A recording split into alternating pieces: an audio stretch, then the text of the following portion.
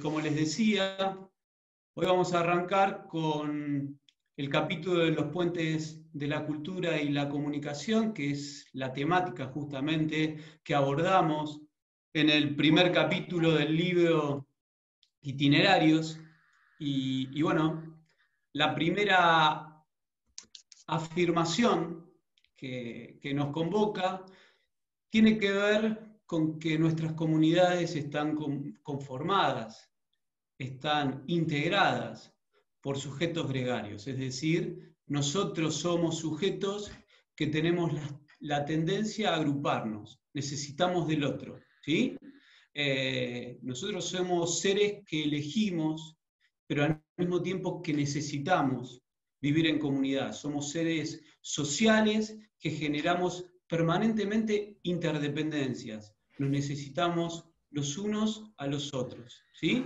La evolución nuestra como seres humanos es una evolución que se da en comunidad, es un proceso que se da de forma colectiva, más allá de cualquier proceso de crecimiento individual.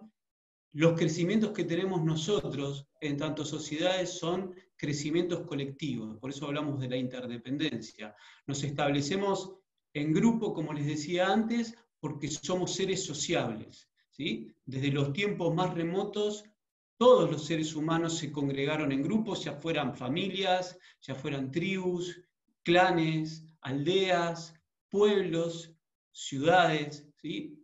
Hay una definición de Aristóteles que yo uso en el capítulo que dice: el hombre es un ser social por naturaleza. Y fíjense, los argentinos tenemos esa característica, disfrutamos de estar juntos, nos gusta compartir experiencias, nos complementamos. Esta es una imagen de un aula de la Facultad de Ciencias Sociales que, si mal no recuerdo, la tomamos del último Alacaur, cuando fuimos sedes del encuentro de la Asociación de Carreras de Relaciones Públicas en nuestra facultad, ¿no? Pero digo, potenciamos el trabajo en equipo, tanto en la facultad, en el trabajo, en otros órdenes de nuestra vida. Fíjense que lo primero que hacemos cuando ingresamos a nuestra facultad o a cualquier otro lugar es tratar de conformar grupos. Lo hicieron ustedes cuando ingresaron, cuando todavía teníamos el beneficio de la presencialidad, inmediatamente intentaron conformar o integrar un grupo, ¿no? Generar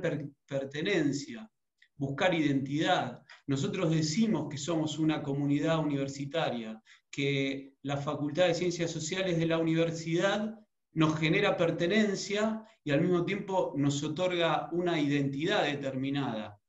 Y fíjense que incluso en este contexto, donde hay un distanciamiento físico, el agrupamiento se busca de forma virtual, ¿no? Básicamente por eso, porque nuestra cultura se caracteriza por la proximidad, por estar cerca. Fíjense, el mate, nuestra infusión quizá más emblemática, se comparte, ¿no? Los abrazos, los besos. Seguramente el aislamiento o la distancia social sean más difíciles de cumplir para sociedades como la nuestra porque aparecen como prácticas contraculturales, van en contra de todo lo que somos nosotros, por eso nos cuesta más. Somos comunidades que tienen prácticas que tienen como el denominador común la proximidad, ¿no? Necesitamos, más allá de eso, cumplir este distanciamiento forzoso, que es un distanciamiento físico, no es un distanciamiento social.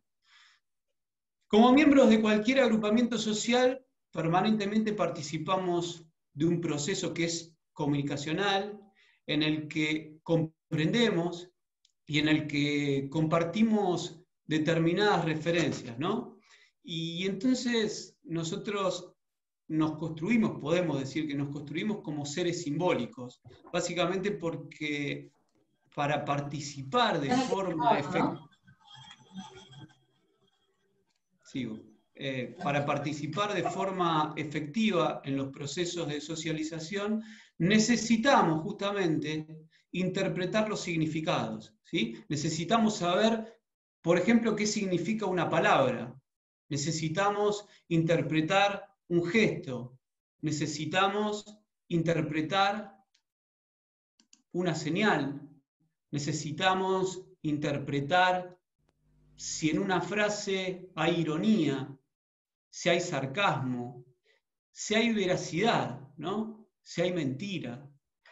Necesitamos interpretar aromas, necesitamos interpretar, como decíamos la semana pasada, tonos en una conversación y hasta necesitamos interpretar los silencios, ¿sí? Entonces, fíjense la cantidad de significados que requiere, en términos de interpretación, nuestro proceso de socialización. Bien. En el texto, y acá continúo con la misma tesitura, elegí el fútbol, ¿sí? Como uno de los ejemplos de estos procesos de socialización claves a la hora de entender la cultura. Utilizamos el fútbol siguiendo justamente este ejemplo porque en cada encuentro, como se ve en esta imagen, se ponen en juego un montón de representaciones que nosotros compartimos. Nosotros sabemos qué está pasando en esa imagen, sabemos lo que significa una tarjeta amarilla, por lo menos quizás quienes no están tan cercanos o cercanas al fútbol entienden por otros deportes lo que es una amonestación, ¿no? Adquiere esa tarjeta amarilla un sentido público.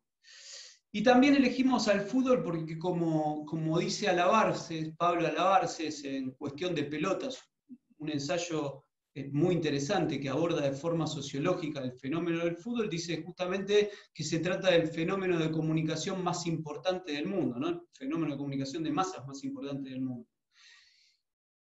Nosotros sabemos que el juego se desarrolla a partir de determinadas leyes, de normas, de pautas de comportamiento que hay que seguir, hay reglamentos, hay sanciones, hay faltas, fíjense, en esta imagen hay penalidades, ¿no? Acá también sabemos lo que significa, sin necesidad de hablar, lo que está pasando acá. Acá estamos viendo una expulsión, ¿no? Es la expulsión de la final del mundo de 1998, donde un árbitro argentino, Horacio Elizondo, expulsa al capitán francés, Zinedine Zidane. Bueno, más allá de toda esta información complementaria, lo que vemos nosotros acá es una representación, ¿sí? Es información que tenemos básicamente por compartir la trama de significaciones. Entendemos el significado de una tarjeta roja, entendemos el significado de esta imagen, ¿no? En cada encuentro se despliegan significaciones.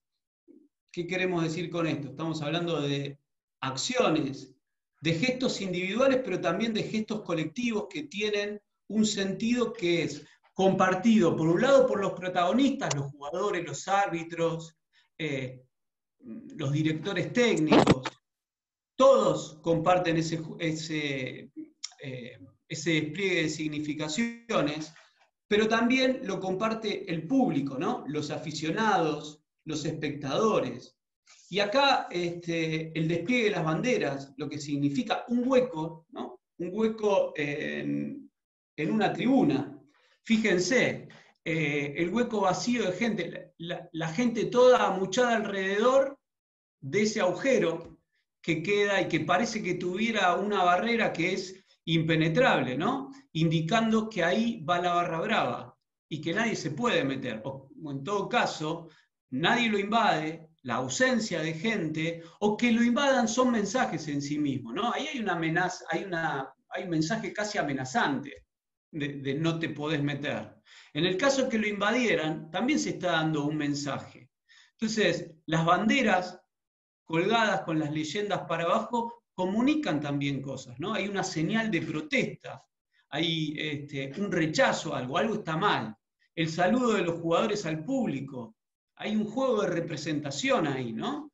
La intensidad de los aplausos cuando se pronuncian los nombres de la formación de los equipos es un mensaje que interpretan los jugadores, al igual que los silbidos, al igual que los abucheos, que el silencio. ¿no? Como sentencia y como veíamos la semana pasada, el axioma de Vaslavi, es imposible no comunicar, ¿no?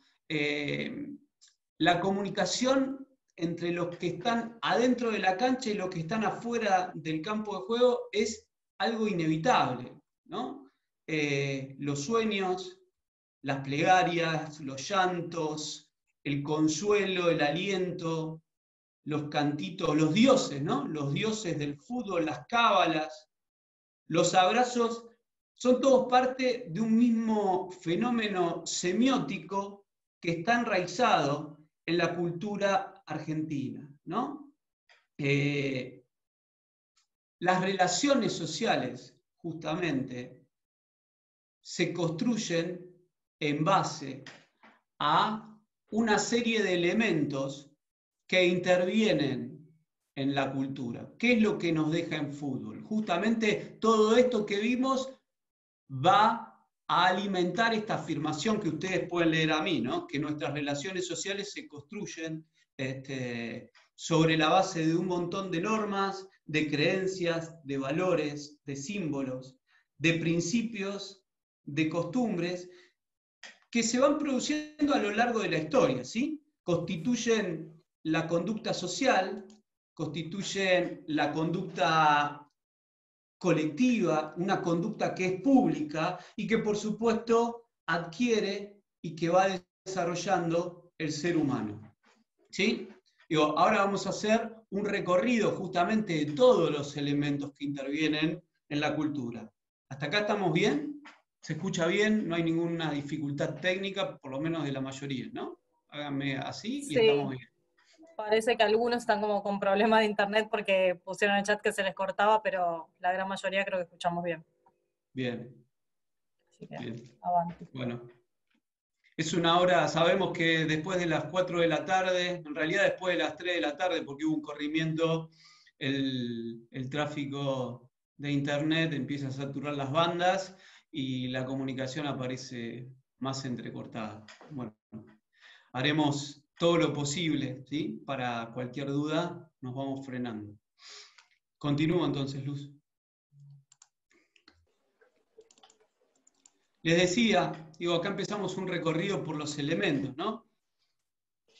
Dentro de los elementos de la cultura nosotros tenemos las normas, que son reglas de conducta colectiva, que son aceptadas y que revisten de diversos grados de obligatoriedad.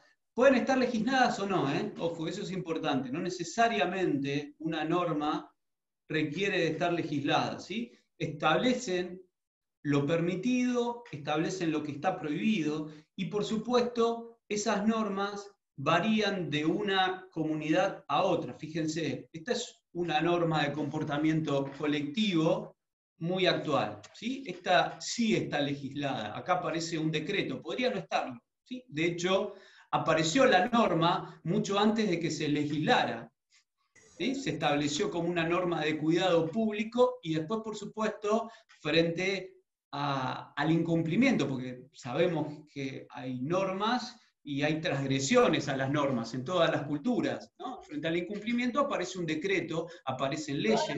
También. Luis Vázquez, tenés el audio abierto. Te pido si lo muteas, por favor. Sigo. Entonces, les planteaba justamente que una de las características de las normas es que pueden estar legisladas o no, ¿sí? Pero nos marcan lo prohibido y lo permitido. Bien, los valores. La conducta de los miembros de una comunidad se explica, ¿sí? A partir justamente de los valores que comparten sus integrantes. Estos valores pueden ser individuales o pueden ser colectivos, pero, por ejemplo, acá vemos la libertad, ¿sí? Libertad de credo, libertad de elección sexual, libertad de expresión. Podría ser, podríamos haber ilustrado con otro valor, ¿no? La justicia social, la igualdad. Hay comunidades que tienen como valor preponderante la familia, otras comunidades, otras culturas reivindican como valor la juventud, ¿no? Y en cambio otras culturas consideran que ese valor de la juventud en realidad se asemeja a un disvalor, que es la inexperiencia, y ponderan por sobre la juventud la sabiduría de la ancianidad, ¿no? Se da, por ejemplo, en muchas culturas orientales que reivindican la sabiduría como uno de los valores más importantes. Podríamos haber dicho la disciplina también, ¿no? A la hora de pensar en un determinado valor de una comunidad. Los símbolos, ¿sí? Otro de los elementos que integran la cultura, y fíjense que, y lo van a ver mucho más profundamente cuando la profesora Luz Canela Suji la próxima semana les dé la clase de signos, ¿no? Cuando hablamos de símbolos, es un tipo de signo que requiere de una... Estamos, a ver, Alberto Maidana, estás, ahí está, ahí lo muteamos, perfecto. ¿Sí? Por favor les pido eso, que estén atentos al muteo porque por suerte somos muchos en el Zoom.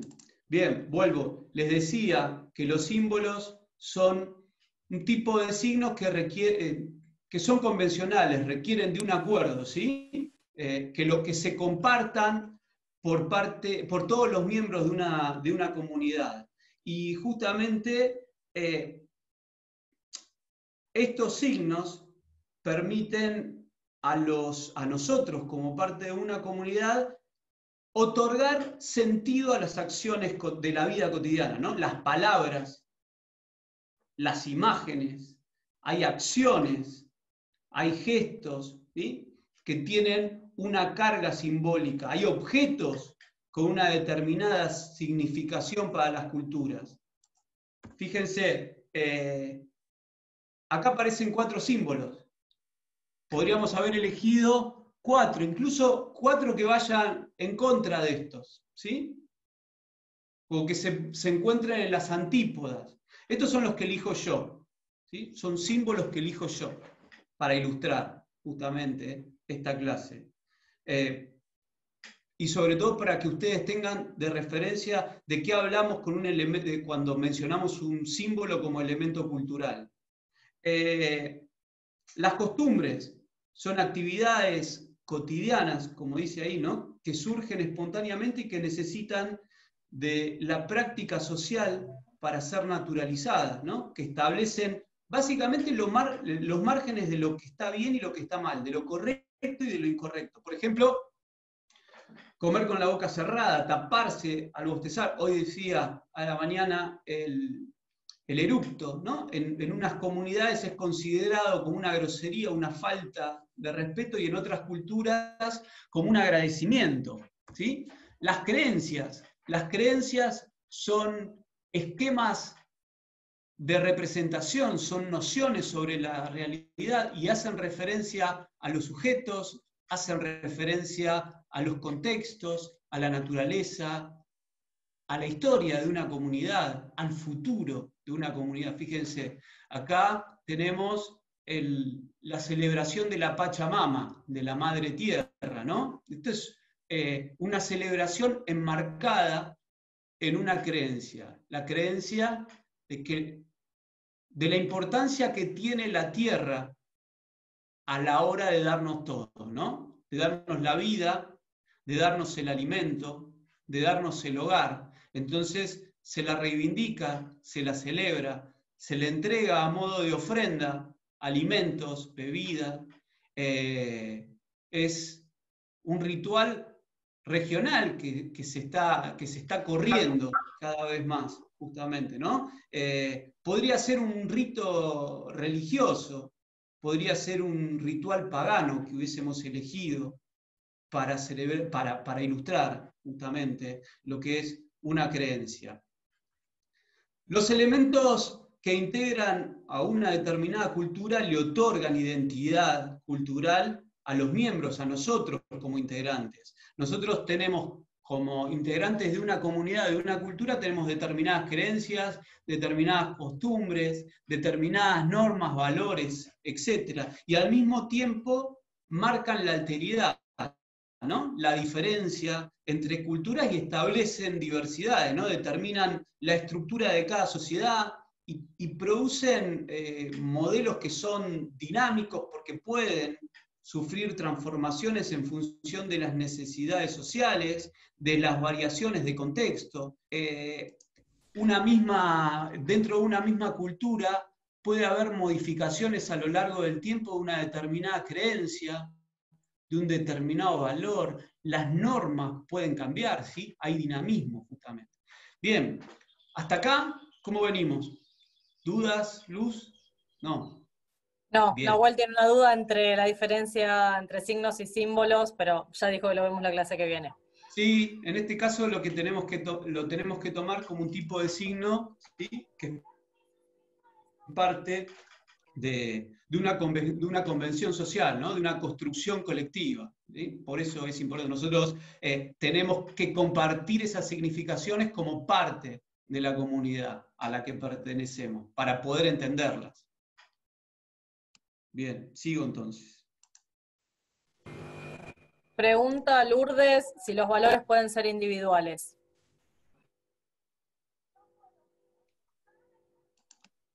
Lourdes. Los valores, en realidad, cuando estamos analizando y hablando de cultura, los valores tienen que ser colectivos, ¿sí? No, estamos hablando de comunidades. Y Laura pregunta si podés volver a mostrar la definición de valores. Sí, que no claro. Llegó a verla, copiarla. Sí.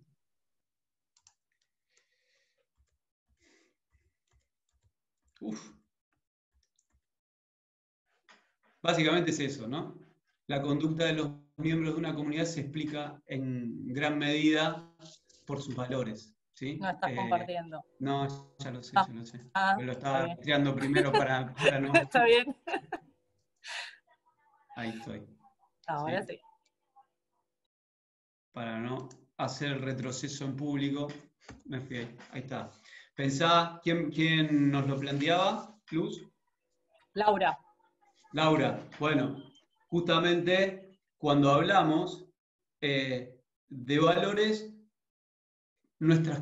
podemos decir que nuestras conductas están determinadas. Lo que hacemos muchas veces en términos, nuestro comportamiento público está determinado por esos valores, ¿no? Cuando una sociedad determinada reivindica la libertad, no es lo mismo que una que aparece como una sociedad muy disciplinaria. No es lo mismo una cultura, una comunidad donde se reivindica, como decía antes, la juventud como un valor, donde otra que no lo considera. Básicamente por las oportunidades y el reconocimiento que tiene. Lo mismo pasa con la ancianidad, ¿sí? Cuando se la asocia con la sabiduría. Bien, avanzo rápido entonces. Creo que ya estamos en condiciones entonces de entrar a la definición de cultura, ¿sí? Y acá voy a hacer una advertencia mirándolas y mirándolos a los ojos. Lo que nos interesa es que ustedes puedan identificar las características de algunas de las corrientes. No son tantas las que presentamos, porque es justamente un recorrido bien exploratorio, que entiendan cuáles son los aportes que van realizando los diferentes teóricos vinculados a la antropología cultural, y por sobre todas las cosas que puedan identificar quiebres y divergencias, ¿sí? No necesitamos, y esto es importante, no necesitamos definiciones de memoria que se aprendan. Yo sí necesito que identifiquen contextos, aportes, quiebres, ¿sí? Que puedan decir, bueno, los evolucionistas consideran que la cultura es esto, ¿sí? Los funcionalistas consideran que es esto. ¿Sí? La mirada desde la semiótica nos aporta esta información. ¿Sí? Nunca les vamos a pedir una definición de memoria porque nosotros no la sabemos, pero sin ubicarse en tiempo, espacio y en aporte teórico determinado. ¿Sí? ¿Y cuáles son los quiebres más importantes? Yo les voy a marcar los quiebres a lo largo de este teórico, los 3 o 4 quiebres que nos interesa que ustedes se identifiquen en este recorrido que tiene que ver con el concepto de la cultura. ¿Está? Bien. Comparto entonces. Bien. Quizá lo primero que tenemos que decir del concepto de cultura es que es complejo, que siempre estuvo atravesado por miradas que son divergentes, por un abordaje polisémico, ¿no? Y acá en este caso vamos a arrancar con el aporte que hace Thierry Eagleton, ¿sí? En su libro Cultura, justamente. Eagleton explica que el origen conceptual de cultura se encuentra relacionado con la agricultura.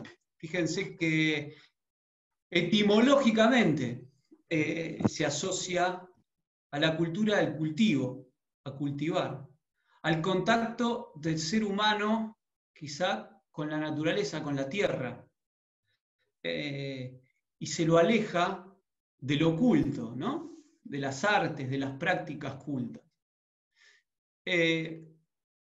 A la hora de empezar a recorrer los aportes más teóricos en cuanto a definiciones, al primero que tenemos que convocar es a Edward Taylor, ¿sí? Taylor es reconocido como uno de los pioneros en realizar aportes teóricos en lo que es la antropología cultural como disciplina y como uno de los referentes, como dice ahí entre paréntesis, del evolucionismo cultural.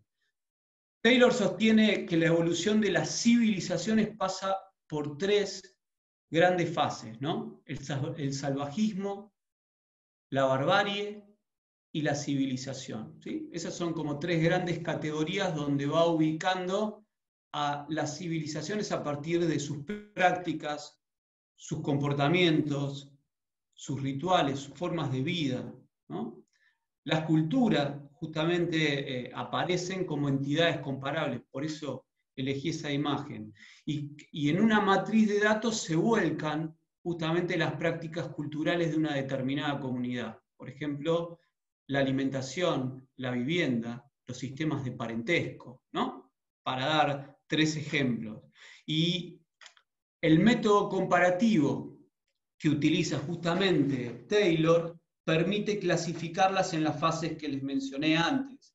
Y acá aparece una definición que arroja Taylor en su libro, Cultura Primitiva, los orígenes de la cultura, que reza lo siguiente, ¿no? Ya, digo, y esta es una definición que tienen ustedes en el libro, y dice: la cultura o civilización en sentido etnográfico amplio es ese todo complejo que incluye el conocimiento, las creencias, el arte, la moral, el derecho, las costumbres y cualesquiera otros hábitos y capacidades adquiridos por el hombre en cuanto miembro de una sociedad. Fíjense, toda la información, ¿sí? Todos los elementos que intervienen en ese gran aporte conceptual, en esa definición que arroja Taylor, que me pareció importante, y sobre todo teniendo en cuenta que es uno de los pioneros a la hora de aportar información en una disciplina como la antropología cultural. ¿Sí? ¿Se entiende hasta acá? Bien. Ahora vamos a empezar a ver cuáles son las críticas que se realizan al evolucionismo cultural. Y para eso tenemos que saber que a comienzos del siglo XX todos los postulados del evolucionismo cultural, básicamente debido a la concepción eurocéntrica que tienen, ¿sí? Van a recibir fuertes críticas que son provenientes de las corrientes teóricas que se empiezan a desarrollar tanto en Europa como en Estados Unidos. Entonces, ¿cuál es la crítica que se le hace? Justamente la mirada eurocéntrica a la hora de abordar a todas las comunidades y a sus prácticas, ¿sí? A la hora de clasificar a las culturas se toma en cuenta, para Taylor y el evolucionismo, la máxima instancia de civilización que vendría a ser la vida de la ciudad, en las ciudades, por eso les había mostrado esa foto, la vida en las ciudades de Europa Occidental, ¿sí? Entonces, a partir justamente de esa mirada mucho más sesgada, el evolucionismo empieza a recibir, tanto en Europa como en Estados Unidos, críticas a sus aportes teóricos. Justamente en Europa, en 1930, nace el funcionalismo, ¿sí? Es una corriente teórica donde se inscriben los trabajos y los postulados de quien aparece en imagen, que es Bronislaw Malinowski, un etnógrafo reconocido por sus trabajos de campo. Fíjense, esta imagen es tomada de uno de los momentos de trabajo de campo que realiza Malinowski. En ese caso se da entre 1915 y 1918, donde él realizó varias estancias de trabajo de campo en Papúa Nueva Guinea, particularmente en las islas Trovián. De hecho, sus trabajos más importantes están basados en las experiencias con los Trovián y también con los argonautas del Pacífico Occidental. Y su aporte es considerado su aporte teórico es considerado uno de los clásicos de la antropología y de la etnografía. Para Malinowski, la cultura se constituye como respuesta a las necesidades del ser humano, ¿no? Fíjense esto, la necesidad conduce a la organización que a su vez precisa de instituciones. ¿Sí? Las necesidades más urgentes del ser humano, como la alimentación, como la vivienda, van a encontrar una respuesta en la existencia de instituciones correspondientes que las terminan normando. Cuando cambian las necesidades de una determinada comunidad, se produce un cambio cultural. Y ahora vamos a ver, ¿hasta acá estamos bien? Ahora vamos a ver la definición que aporta Malinowski y después vuelvo a hacerles consultas a ustedes. Este es uno de los libros más reconocidos de los aportes teóricos de Malinowski, ¿sí? Una teoría científica de la cultura. Malinowski define la cultura como una unidad organizada, funcional, activa, eficiente. Fíjense cómo se evidencia la influencia de Durkheim, de Emile Durkheim, en el pensamiento de Malinowski, ¿no? El funcionalismo está muy enraizado en esa definición. Dice, una unidad organizada, repito, funcional, activa, eficiente, que debe organizarse atendiendo a las instituciones que la integran en sus relaciones recíprocas, en relación con las necesidades del organismo humano y con el medio ambiente natural y humano. También acá aparece una definición muy amplia donde la organicidad está muy presente, ¿sí? La cultura se compone de múltiples elementos que aparecen como órganos, ¿sí? Y estos órganos son solidarios entre sí. Como les decía, esta última definición justamente desnuda, deja en evidencia la influencia de Emile Durkheim en el pensamiento y en la obra de Malinowski. Y acá voy a saltar a la otra crítica al evolucionismo y el otro aporte, que tiene que ver con el relativismo cultural y su representante, en este caso de la corriente norteamericana, porque justamente el desarrollo teórico del relativismo cultural que encabeza Frank Boas se va a desarrollar en los Estados Unidos. Es también, como les decía, un detractor de las líneas evolucionistas. Boas desarrolla toda su teoría e inicia un camino disciplinario en lo que va a ser la antropología norteamericana. Y Frank Boas, sostiene que no se pueden analizar prácticas ni elementos de las culturas diferentes a las nuestras fuera de sus contextos, ¿sí? Y a partir de nuestros propios valores. Acá me parece que hay algo importante que marca la diferencia con el evolucionismo. ¿Sí? ¿Qué hacía el evolucionismo? Tiraba toda una matriz de datos y comparaba. ¿Qué dice Boas? No, eso no se puede hacer. No se puede, a partir de nuestra escala de valores, analizar a una determinada cultura. ¿Sí? No podemos analizar el comportamiento de una civilización, de una comunidad, sin tener en cuenta el contexto en el que está inserta. ¿Sí? Es uno de los quiebres que me parece importante destacar. Bien. Entonces, una de las cosas que va a advertir Boas es que el desconocimiento de la diversidad cultural, justamente, y la presunción de superioridad de una cultura por sobre otras, ¿sí? Haciendo referencia al eurocentrismo, nos va a llevar al desacierto. ¿Sí? Entonces, el relativismo cultural lo que va a ponderar es la diversidad, ¿sí? El valor de todas las culturas. Y sobre todo, reivindica el sistema de valores de cada una de las comunidades, de cada una de las culturas. Fíjense la diferencia, más allá de los aportes de Taylor, la diferencia con las miradas más evolucionistas.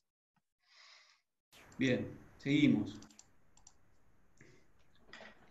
Y acá les comparto también una definición de Boas, ¿no? En torno a la cultura. Dice, la cultura incluye todas las manifestaciones de los hábitos sociales de la comunidad, las reacciones del individuo en la medida en que se vean afectadas por las costumbres del grupo en el que vive, y los productos de las actividades humanas en la medida en que se ven determinadas por dichas costumbres. En la mayoría de los casos, las definiciones van aportando elementos, ¿sí? Que nutren al concepto de cultura, como algo cada vez más abarcativo. Sí me interesa que ustedes tengan en cuenta cuál es la característica, hasta acá, ¿no? Hasta acá. ¿Cuál es la característica del enfoque evolucionista? ¿Cuáles son las críticas, los aportes y sobre todo las miradas divergentes que se dan tanto desde el funcionalismo como desde el relativismo cultural? ¿Está? Y ahora nos vamos a ir a quizá el paradigma más moderno, más actualizado, que tiene que ver con el enfoque semiótico.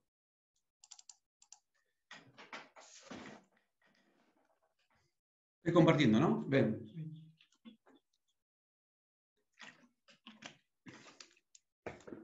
Bien.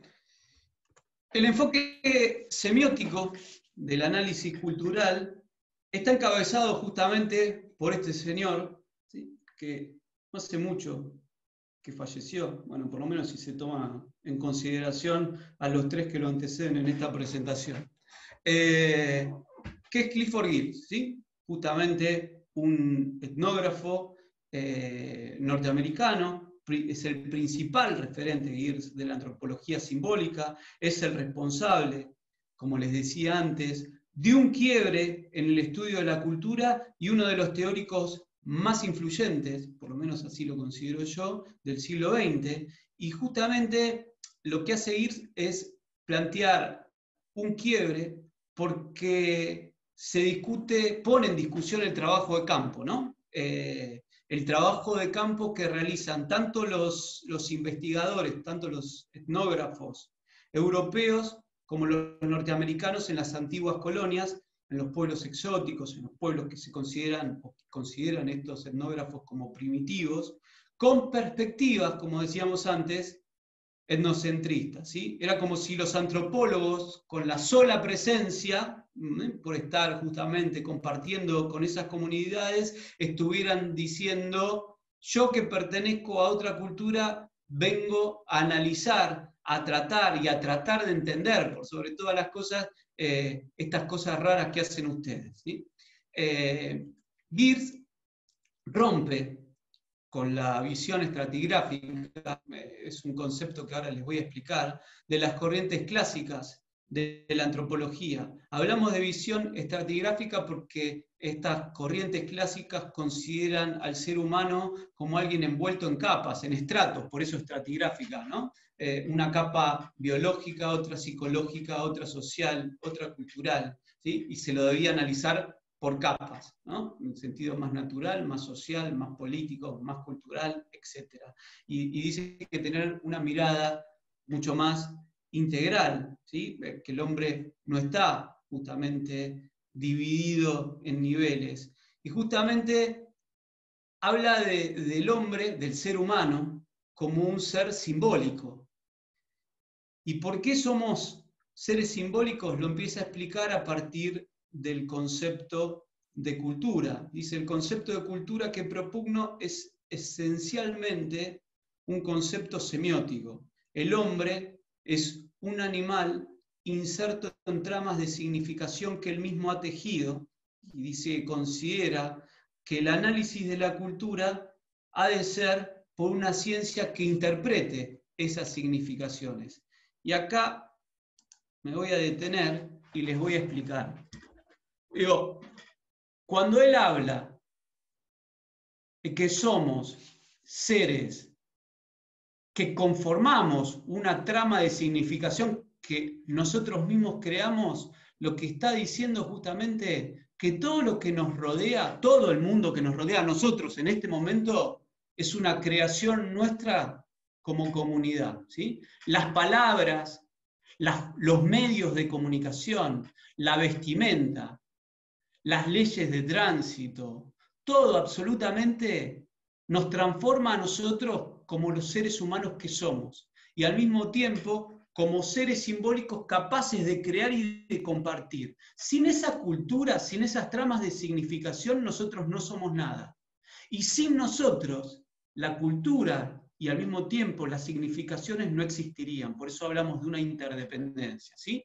Todo, absolutamente todo lo que nos rodea son significaciones que están concatenadas, que nosotros compartimos. El mundo que tenemos tiene un sentido, que es un sentido público compartido básicamente porque nosotros lo entendemos así, porque nosotros le otorgamos ese valor. ¿Se entiende?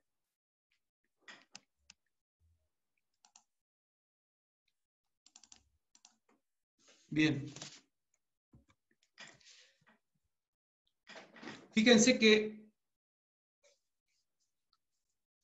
ahí decimos que, mirando esas imágenes, ahí tenemos sistemas de significaciones. El de tránsito, el vehicular, el chivo que le pasé a YPF, el lenguaje, ¿sí? Entonces, fíjense que el ser humano, para Girs, crea, comparte, aprende y enseña sistemas de símbolos. El lenguaje lo aprendemos y lo enseñamos y es un sistema de símbolos. ¿Cómo transitar en una ruta? ¿Sí? ¿Cómo transitar en una ruta? Es aprender, y una vez que lo aprendemos podemos enseñar ese sistema de símbolos, ¿sí? Es un sistema que nos permite comunicarnos, nos permite coexistir. Por eso tiene el valor de entidad cultural. Determinante, ¿no? Determinante. Por supuesto que varía, fíjense, el lenguaje varía de una comunidad a otra. De hecho, el sistema de tránsito, por lo menos como un sistema ordenador, puede variar en Inglaterra respecto a Argentina. Si ustedes se ponen me fui para atrás. Fíjense que es algo que es una construcción tan grande que hasta es contradictoria el sistema de tránsito en Inglaterra y en Estados Unidos. Nosotros, que tenemos un sistema ferroviario creado por los ingleses, es inverso, ¿sí? Va a contramano, si ustedes se ponen a estudiarlo, que el sistema de tránsito vehicular. Los trenes circulan en sentido inverso que los vehículos automotores en nuestro país. ¿Sí? El sistema de tránsito no coincide. En Inglaterra sí coincide. Bueno, el sistema ferroviario, de tránsito ferroviario, en este caso, representó o se mantuvo de la misma manera que lo habían creado los ingleses, que es el que respeta el orden, por ejemplo, de la diligencia, que viene desde una época anterior, que cuando veamos la historia de los medios también se los voy a explicar, pero no me quiero detener en eso. Seguimos con Gears. Entonces, les decía, la cultura, básicamente, y el estudio de la cultura, va a necesitar, según Gears y la antropología simbólica, de la interpretación de esas significaciones. Por eso, en la definición que les planteaba antes, Gears dice que lo que se necesita es una ciencia interpretativa, porque cuando estudiamos una cultura, cualquier cultura, necesitamos interpretar esa trama de significaciones que se comparte en una cultura, que varía de una cultura a la otra, ¿sí? Sin perder valor, simplemente es distinta. Para poder entenderla profundamente, requerimos de la interpretación. Por eso hablamos de una ciencia interpretativa. Hasta acá estamos bien, ¿no? Luz, vos me gritás. Sí, te aviso, pero parece que va bien. Bien. Bueno, se me trabó, ahí está. Gears dice que desarrolla, mejor dicho, la idea que la cultura se comprende mejor, como dice en esa placa, no como complejos esquemas de costumbres, tradiciones o conjuntos de hábitos, sino como una serie de mecanismos de control extragenético, y ahora vuelvo también para explicar, pero recuerden este concepto, ¿sí? Mecanismos de control extragenético que ordenan nuestra conducta. No nacemos con esos mecanismos de control, ¿sí? Piensen, cuando llegamos al mundo, no sabemos manejarnos en comunidad, ¿sí? Desconocemos todo ese sistema de normas, de valores, de principios, de creencias que veíamos al principio, ¿sí? Cuando iniciamos el recorrido por los elementos de la cultura. No los tenemos con nosotros, por eso hablamos de extragenético. Todo lo que vamos incorporando para transformarnos en seres simbólicos integrantes de una determinada cultura, es extragenético. Nos llegamos al mundo con eso. Y hablamos de que son mecanismos de control porque son todas las pautas de comportamiento que se incorporan a lo largo de nuestra vida para prepararnos para la vida en comunidad, ¿sí? Para aprender a vivir todos juntos.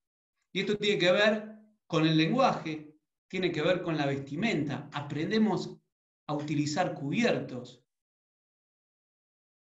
Aprendemos a relacionarnos con la alteridad, con el otro, con la otra, ¿sí? Con la otredad. Sabemos de derechos, de limitaciones, ¿sí? De respetos, de disrupciones. Conocemos límites. Conocemos, como les decía antes, las normas, las penalidades. ¿Sí? Todas esas pautas nos permiten coexistir. Cuando hablamos que somos sujetos gregarios, seres sociales, bueno, lo logramos a lo largo del tiempo básicamente a partir de todas estas tramas de significaciones compartidas que se van generando a partir de las pautas de control extragenético. ¿Sí? ¿Se entiende? ¿Soy claro en esto? Bueno, si no le escriben a Luz. Seguimos. Les decía, nosotros, entonces, que queden claro, no nacemos con estos mecanismos de control que ordenan nuestra conducta, pero sí van a ser claves esos mecanismos para permitir relacionarnos, ¿no? Los tenemos que aprender para poder convivir. La comunicación va a ser clave, entonces, se va a transformar en una herramienta indispensable para adquirir todas las pautas de comportamiento de nuestra vida. Por eso Gears va a decir que sin hombres, como les decía antes, no hay cultura, y sin seres humanos, y sin cultura no hay seres humanos. ¿Sí? Piensen esto. Llegamos al mundo y tenemos necesidades muy básicas, ¿no? Ahora, para vivir hoy necesitamos alimentarnos, ¿sí? Pero también para sobrevivir necesitamos interpretar, siguiendo las imágenes que les di antes, las normas de tránsito. Tenemos que saber cuándo frenar, cuándo avanzar.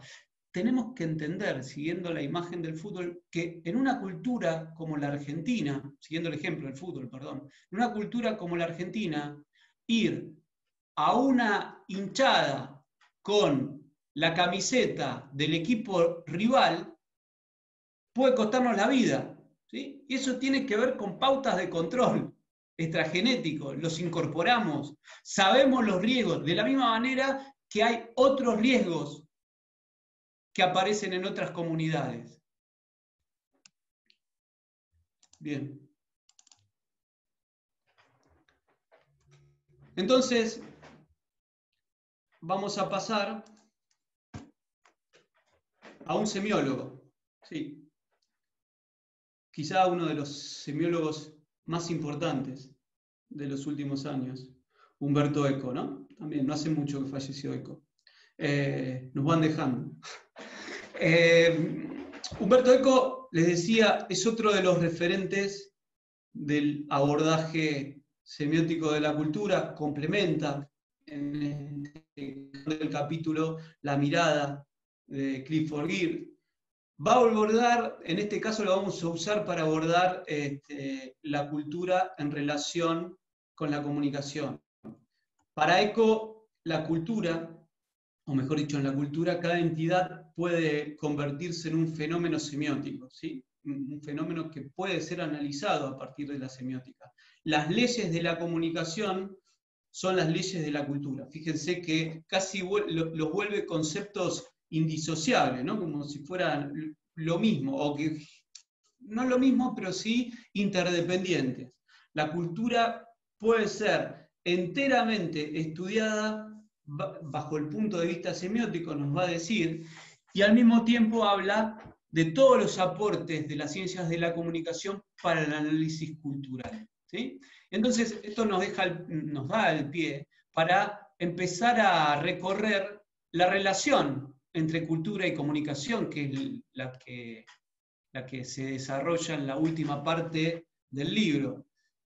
Nosotros, como les decía antes, al nacer entramos a un mundo de mensajes que son producidos, transmitidos, recibidos, ¿sí? Y esos mensajes aportan pautas culturales que permiten desenvolvernos en sociedad. Hoy usaba este ejemplo en el teórico de la mañana.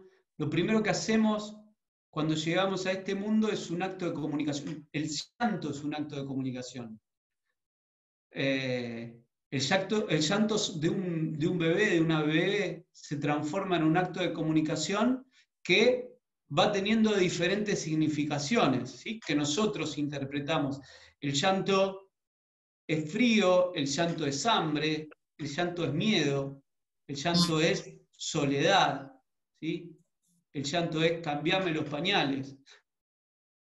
Y nosotros vamos generando en ese proceso de comunicación del cual formamos parte, justamente vamos generando respuestas a ese llanto e iniciamos los procesos de socialización, ¿sí? Ese es el primer camino, justamente, los primeros pasos que tienen que ver con las pautas de control extragenético, ¿sí? A partir de ahí empiezan los procesos de integración a una determinada comunidad de un ser humano, ¿no? Por supuesto. Entonces, la cultura se constituye como un sistema de representaciones que son compartidas, que determina un sentido común, ¿sí? Que nos permiten a nosotros comunicarnos con los demás, comunicarnos con los otros. Y justamente los medios de comunicación son vehículos, pero incluso tomando en cuenta la comunicación persona a persona, ¿no? Porque los procesos de socialización requieren de instancias de comunicación que son presenciales. Pero también aparecen los medios como instancias de expansión cultural, de consolidación de algunos valores culturales, sobre todo a medida que hubo un avance mediático. Entonces, los medios de comunicación también acaban a aparecer como vehículos culturales, ¿no? Son los responsables de la expansión de un determinado sistema de valores, de creencias, incluso desde una cultura determinada a la otra. Fíjense esta imagen que les comparto. Fíjense que tenemos, por un lado, la famosa imagen de plantar bandera, ¿no? Es simbólica esa imagen. De un lado de la pantalla y del otro aparece Hollywood. Y ahora vamos a ver por qué. Seguramente cuando hablamos de la conquista de un territorio, no haya imagen más emblemática que el hecho de plantar una bandera, ¿no? Plantar bandera es conquistar, ¿sí? Hacerse de ese territorio, ¿no? Plantar, izar bandera, me apropio. Y seguramente cuando hablamos de cultura y de comunicación, Hollywood, ¿sí? A la hora de entender la expansión de lo que es a nivel mundial la cultura norteamericana, que lo aclaro de la misma manera que lo aclaré hoy a la mañana. Yo soy un consumidor de cine, de series norteamericanas, de la misma manera que soy un consumidor de cine y de series españolas, italianas, francesas. Me gustan mucho. Pero digo, a la hora de entender la expansión de los valores y de las normas, de las costumbres norteamericanas, tenemos que ver lo que significó, lo que significaron, mejor dicho, los medios de comunicación en todo el mundo, los medios de comunicación y sobre todo la producción mediática norteamericana. Series como Los Simpsons, Friends, películas como Rocky, ¿no? La saga de Rocky, algunas películas icónicas más, son claves a la hora de entender cómo el modelo cultural norteamericano trasciende sus fronteras y se mundializó, ¿sí? Conocemos costumbres como la alimentación, qué les gusta, qué comen, ¿sí? Cómo viven, qué festejan, las fechas de celebración de sus independencias, sus batallas, sus héroes, sus presidentes, ¿sí? Hay una invasión cultural, una expansión cultural, y no lo digo de forma peyorativa, sino es un hecho, ¿sí? De los Estados Unidos, y que en gran parte el vehículo son los medios de comunicación, ¿sí? Hay casi tan importante como las armas, como lo que fueron las batallas para la historia de los Estados Unidos, es el andamiaje mediático. Y fíjense que en la mayoría de las películas, de las series norteamericanas, aparecen los símbolos patrios. Más allá de que hay una normativa, que quedan exentas de importantes impuestos, o al revés, tienen que pagar mucho más si no ponen los símbolos patrios en esas producciones, bueno, está muy presente, es una manera de plantar bandera, por eso había elegido para graficar justamente esto de plantar bandera a partir de un medio de comunicación o de un producto comunicacional, cultural, ¿sí? Hubo países que tuvieron que poner restricciones a la cantidad de horas en pantalla de televisión o incluso de cine de las producciones norteamericanas porque iban en detrimento de la cultura nacional, ¿no? Pasó en Francia, por ejemplo, pasó en el cine francés y en el cine italiano. Y acá les comparto una investigación que es un clásico de la comunicación.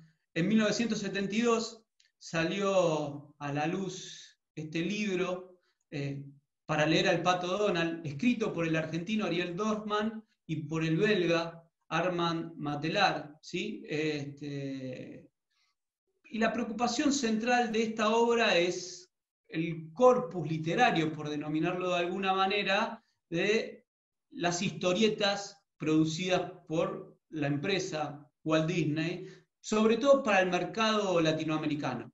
El trabajo es un trabajo de investigación focalizado en una historieta que es La Patolandia, ¿sí? Tiene una mirada crítica y denuncia cómo los valores, los principios, las normas y las creencias dominantes, ¿sí? Y representativas de lo que es la cultura norteamericana se escondían en esas historietas y se desplegaban por las infancias, en este caso de Chile, ¿no? Más allá de esto, un momento, me estoy quedando sin batería, es un segundo técnico, si no puede ser una tragedia.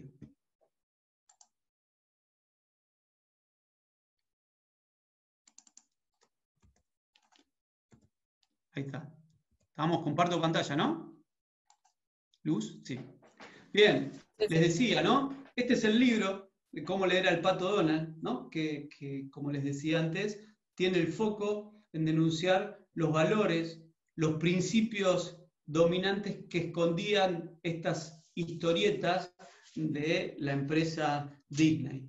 Y bueno, un poco para empezar a despedirnos, quiero saber si hasta acá hay alguna duda, alguna consulta, alguna sugerencia, ¿no?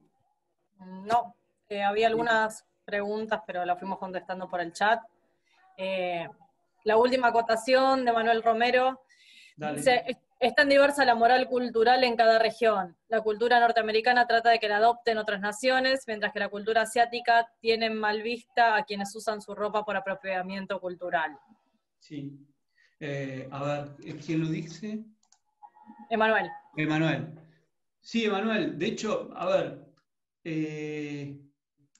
para que vos tengas una idea, yo acá me basé en investigaciones como las que terminan transformándose en el libro para leer al Pato Donald, pero también en investigaciones que después realiza Armand Matelar y que publica en su libro La mundialización de la comunicación, donde marca la cantidad de horas que las series y películas norteamericanas tenían en otras naciones, ¿sí? Y sobre todo en todas las legislaciones que tuvieron que aprobar esas naciones para defenderse del embate cultural.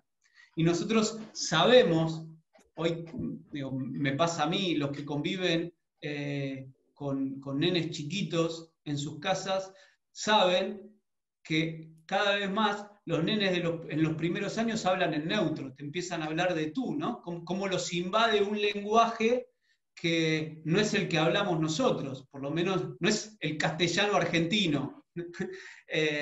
Bueno, todo eso tiene que ver con la globalización, la mundialización y sobre todo la hibridación cultural, que es un fenómeno que ustedes abordarán en otro momento.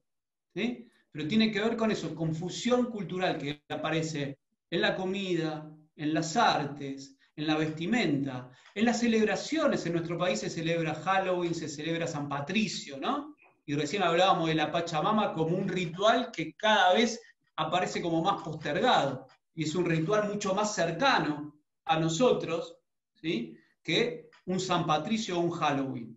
Bueno, eso tiene que ver justamente con los procesos de globalización. Bueno, entonces, por último, me parece importante esta reflexión. Nosotros venimos del lenguaje, ¿sí? Porque nos vamos conformando a partir del lenguaje. Estamos a partir de la cultura, por la cultura, digo, somos lo que somos básicamente porque nos conformamos en función de una determinada cultura, ¿sí? Esto de ser seres simbólicos. Y comunicamos para poder perpetuarnos, para poder continuar, para tener continuidad en términos de comunidad, ¿sí? Para seguir existiendo como seres humanos. Por eso creo que creamos y nos creamos permanentemente es una buena frase de cierre de lo que es el capítulo, ¿sí? Eso. Nosotros permanentemente, cuando decimos creamos cultura y al mismo tiempo nos creamos a nosotros mismos. Bien, ¿hasta acá? ¿Alguna duda más? ¿Luz? No, parece que no. Parece que no. No, digo, por lo menos en el chat no lo manifestaron si hay dudas. Bien. Nahuel, si querés te leo lo de Nahuel, dice, mientras que nosotros tenemos un orgullo tremendo cuando alguien usa la camiseta argentina en respeto a nuestro país, sea demagógico o real. Nos encanta que la gente que admiramos les guste nuestro país. Y Leila dice, también entre los últimos 2 años, en muchos actos escolares, se ve la bandera de los pueblos originarios y se habla sobre ella, cosa que antes no se veía. Totalmente real. También es cierto, ¿sí? Está muy bien, digo, a ver, vieron, a ver, tanto Nahuel como Leila, vieron que yo les planteé el dinamismo que tiene una cultura. Fíjense, una cultura como la nuestra, los cambios respecto de la consideración, incluso en términos de lenguaje, que existen en torno a los pueblos originarios, ¿sí? A determinadas figuras históricas. Los cambios que se dan en lenguaje y en representaciones en torno a cuestiones de género o de diversidad sexual.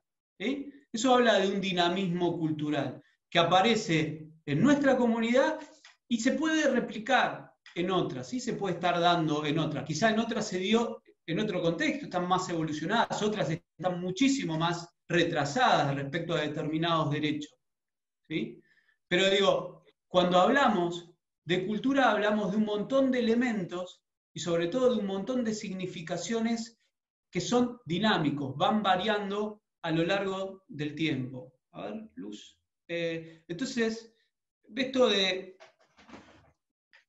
crearnos y de que nos creamos nosotros permanentemente, tenía el cierre un texto de Serú Girán que creo que tengo por acá, la canción, ¿sí? Mientras miro las nuevas olas, yo ya soy parte del mar. Si querés, Luz, nos vamos con la canción, nos vamos despidiendo. Que tengan buen fin de semana, abrazo, cuídense y acuérdense que la semana que viene tienen signo, lean, lean mucho. Lean y recuerden que ahora tienen que entrar a los prácticos. Toman un pequeño descanso, van al baño, se arman un mate, un café, un té y entran a los prácticos. ¿Bien? Dale, Nos vemos entonces